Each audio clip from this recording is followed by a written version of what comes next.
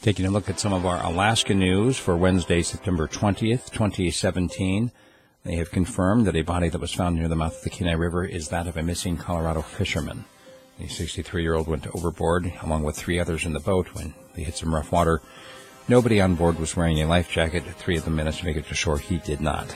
They have now confirmed that it was his body that they found near the mouth of the Kenai River. It looks like the Ferry Taku may be bound for Portland.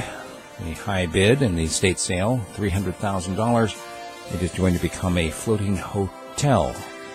Maybe, kind of like many Alaskans heading down to Portland to become a hipster. How much would your PFD have been if it hadn't been capped?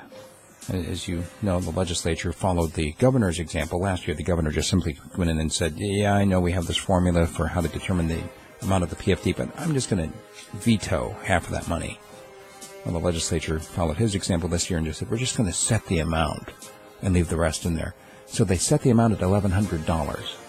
It would have been about $2,300 otherwise. So we're getting less than half of what the historic formula says we should have gotten. Human remains have been found near Ship Creek. Police have launched a death investigation. This is in the Anchorage area. It actually began when a homeless person brought a TV reporter out to the homeless camp and said, look, there's human remains here. And the TV reporter then called the police, who came out and arrested the person who tipped off the TV station. Turns out he had felonies out for unrelated items.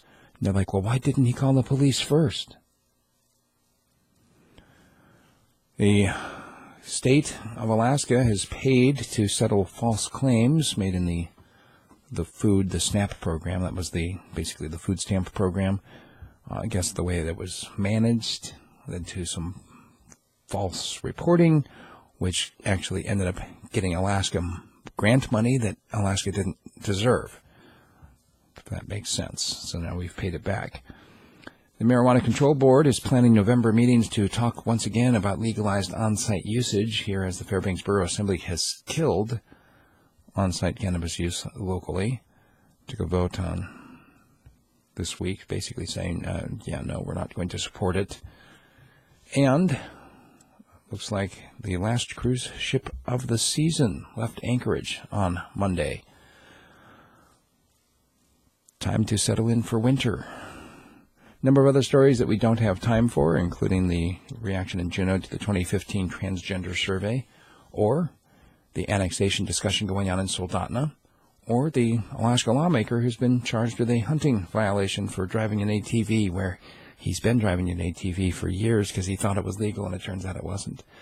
If you want to get more details on those stories, become a subscriber at radiofreespeech.com, and I'll email you a 30 to 40 minute version of the news that you can listen to on your way to work. Once again, that's radiofreespeech.com.